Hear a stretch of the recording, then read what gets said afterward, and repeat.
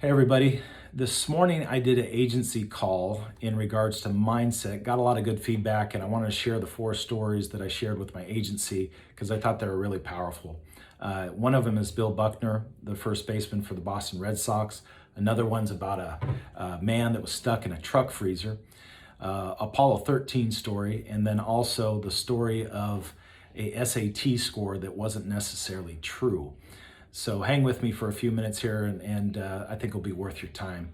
So a lot of these stories I got from Trevor Moab, who's a trusted sports advisor. Recently read his book, and it's pretty incredible because our negative thoughts, when we have them, we're 4 to 7 times more likely to have a negative thought than we are a positive thought. So for all the positive people out there, you still have about 4 times more negative thoughts than positive thoughts. Now, the key component to this is when you verbalize it and you start to say things in a negative way, they become 40 to 70 times larger.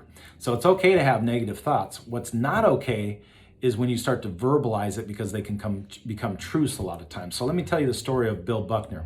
Many of you probably know this story. They played it on ESPN E60 just recently, and it was the story of him in the World Series in 1986.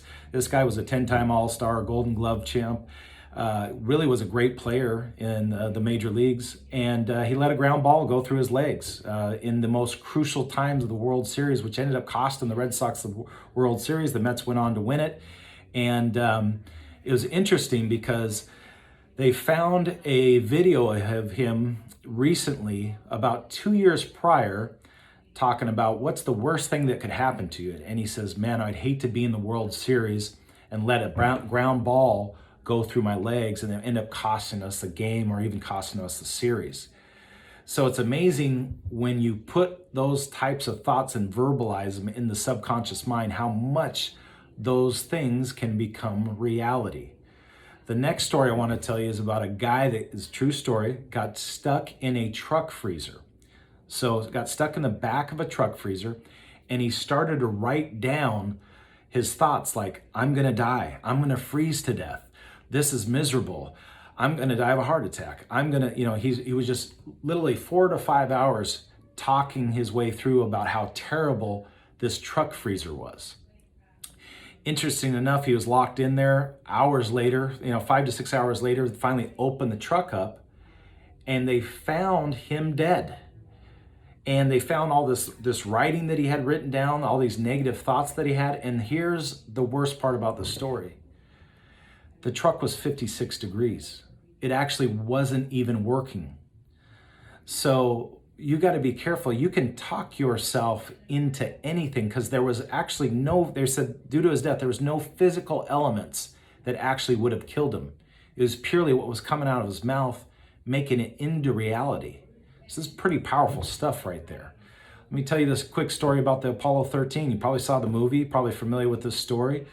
But when they're up in space, 20,000 miles away from Earth, and their rescue spaceship crashed, and they realized that they're going to have to make an alternative route to get back to Earth. They were in a 2-man cabin with 3 people with limited rations, limited supplies. And you know what they didn't do? They talked about this in the press conference in 1970.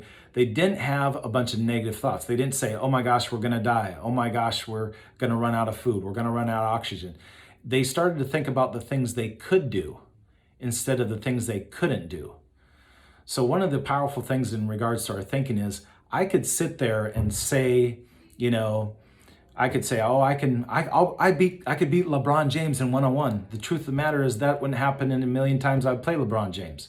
But could I make LeBron maybe miss one shot? Maybe one, right? Could I possibly hit a jumper on LeBron? Maybe, probably not. But you get the point.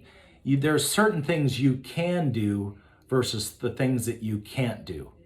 And when they started to talk about, well, we can make our oxygen last longer, we can take this alternative route, we made it back down to Earth and they survived. And it was purely because of their positive thought process. Because if they started to think negatively and they started to panic, they would suck up the oxygen, they would deplete their rations, they would have died much quicker. So another great example of someone that could have taken a negative approach, took the positive approach and came back down and made it back down to earth. The last story is my favorite story. So this story is about a gentleman that was flunking or getting D's and F's in high school. He took his SAT score his junior year, and he scored a 1480 out of 1600. And he just realized, man, I am very smart. I am super smart. And so he started to, instead of skipping school and hang out with all the bad friends, he started to go in class. And he says, I'm just as smart as them. I'm just as smart as them. He started getting A's.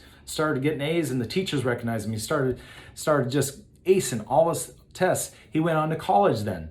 And then he got his master's, got straight A's in college. Then he got his doctorate. Then he became a successful entrepreneur and business owner and multimillionaire just due to his thought process changing due to his SAT scores. Here's what's interesting about this story. He found out years later that about 13 SAT scores get miscalculated or misplaced, different names are screwed up. He found out his actual score was a 710. So really it was the power of his belief that he really was smart and a 1480 that made him propel into a complete different career. One life event changed his whole life, changed his whole career. So the biggest takeaways that I can give you here is we all have negative thoughts. Don't verbalize them. Try to put things in a positive mindset where you can start to talk about things that you can do versus things that you can't do. You don't have to put sky and high, huge goals where you know that you can't achieve them. I'm talking about things like what you can do on a daily basis. And then what happens is all those daily tasks that you start to tackle turn into momentum and you start to change your life dramatically. So I hope those 4 stories help. I know they helped me, and I hope you all are doing good. I'll talk to you later.